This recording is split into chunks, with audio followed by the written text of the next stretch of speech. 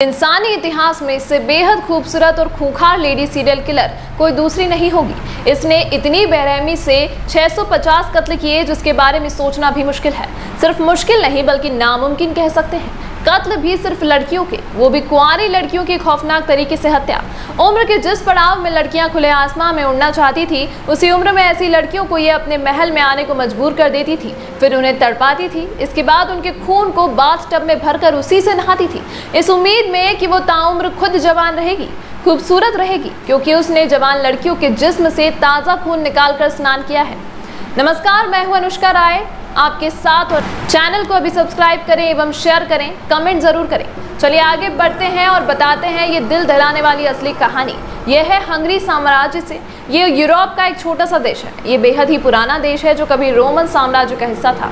कहा जाता है कि इस देश पर हंस नामक प्रजाति वाले समूह ने आक्रमण कर दिया था। उसी समय से इसका नाम हंगरी पड़ गया। यह ऐसा देश है जहाँ किसी बच्चे का नाम उसके माता पिता नहीं रख सकते, बल्कि सरकार एक लिस्ट निकालती है और माता पिता उसी में से अपने बच्चे का नाम रखते हैं। इसी हंगरी देश की ये कहानी कई दशकों पुरानी है। ये कहानी है 1558 से 1610 के बीच की। इस समय हंगरी साम्राज्य था। इस साम्राज्य के राजा थे किंग मथायस द्वितीय।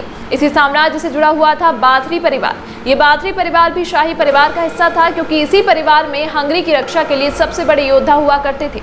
इसी परिवार का योद्धा था फेरेंक नेडेस्टी, जो तुर्की के साथ हुए युद्ध में हंगरी का हीरो साबित हुआ था। इसी वजह से ये परिवार एक बड़े महल में हुआ करता था, और इस महल से आए आदेश को हंगरी को कोई सामान्य नागरिक मना नहीं कर सकता था। शाही परिवार बाथरी के योद्धा फेरेंक नेडेस्टी की पत्नी थी एलिजाबेथ बाथरी, जो बेहद ही खूबसूरत थी, जिसकी खूबसूरती के चर्चे होते थे। एलिजाबेथ का एक आदेश और महल में नौकरों की लाइन लग जाती थी।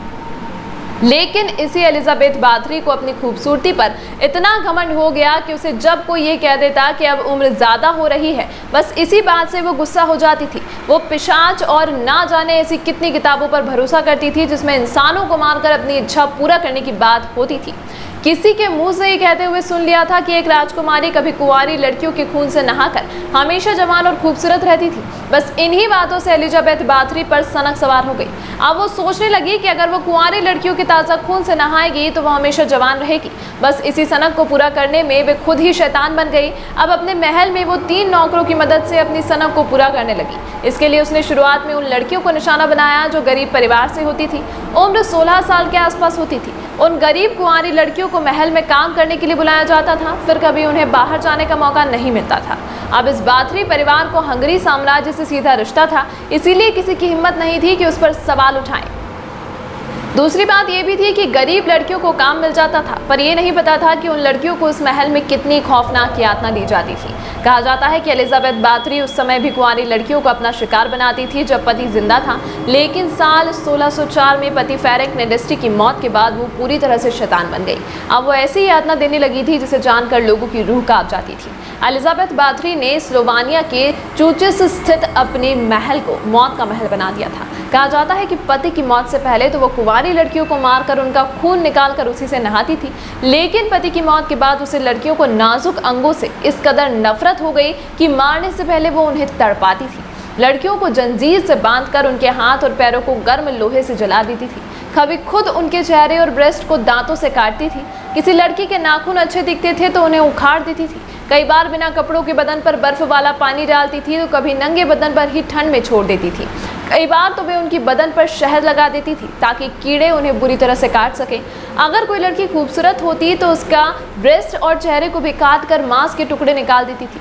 दावा तो ये भी किया जाता है कि एलिजाबेथ बाथरी कैंची से लड़कियों के नाजुक अंगों को काट देती थी। कई बार प्राइवेट पार्ट को भी कैंची से काट देती थी,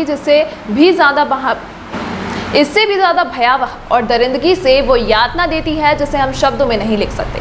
असल में एलिजाबेथ बाथरी पहले गरीब परिवार की लड़कियों को ही महल में बुलाती थी, लेकिन वो लड़कियां फिर कभी घर नहीं लौटती। इस तरह धीरे धीरे लड़कियों में कमी आने लगी। इसे देखकर एलिजाबेथ ने धनी परिवार की लड़कियों को भी महल में आने का हुक्म देने लगा था। अब जब धनी परिवार की लड़कियां भी घर नहीं लौट पाती तो लोगों को शक होने लगा। उसी बीच कुछ ऐसी लड़कियां थी जो किसी तरह एलिजाबेथ की यातना से बचकर महल से भागकर बाहर आ गईं। उनकी आपबीती सुनने के बाद धनी परिवार के लोगों ने इसकी हंगरी किंग से शिकायत की। इसकी जानकारी हुई तो गांव के गरीब लोगों ने भी हिम्मत दिखाते हुए हंगरी किंग मथायस द्वितीय से शिकायत कर दी। इसे हंगरी किंग ने गंभीरता से लिया और अपने बेहद ही खास अधिकारी से जांच कराई।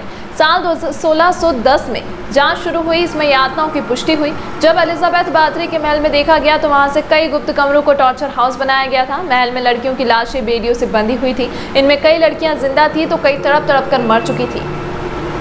मौके से ही राजशाही सेना ने एलिजाबेथ बाथरी और उसके सहयोगी तीनों नौकरों को गिरफ्तार कर लिया। अब इस दिल दहलाने वाली वारदात के लिए तीनों नौकरों को फांसी पर लटका दिया गया, लेकिन एलिजाबेथ के साथ ऐसा नहीं हुआ क्योंकि वो शाही परिवार से ताल्लुक रखती थी। इसलिए उसे ताउम्र एक कमरे में बंद रखने की सजा दी गई थी। उसी कमरे में 21 अगस्त 1614 को उसने आखिरी सांस ली।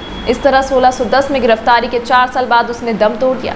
एलिजाबेथ बाथरी के बारे में कहा जाता है कि इसने 1590 से 1610 यानी 20 सालों में 650 से ज्यादा कुंवारी लड़कियों को तड़पा कर उनकी हत्या की है। इन लड़कियों की हत्या के बाद उनके खून को बाथटब में निकालकर उसी में वो घंटों तक देर तक नहाती थी। हालांकि हंगरी किंग के आदेश पर हुई जांच में यह दावा किया गया है कि सिर्फ 80 लड़कियों की हत्या की गई थी। एलिजाबेथ बाथरी पर अब तक कई किताबें और फिल्में भी बन चुकी है। ये कहा जाता है कि दुनिया की अब तक की सबसे खूंखार महिला सीरियल किलर थी। आपको डीडी टुडे न्यूज़ पर एक अनोखी कहानी प्रोग्राम में सीरियल किलर की कहानी कैसी लगी कमेंट में ज़रूर बताएं। अगर आपके पास भी कोई कहानी है तो आप संपर्क कर सकते हैं और अपनी कहानी हमें भेज सकते हैं। धन्यवाद।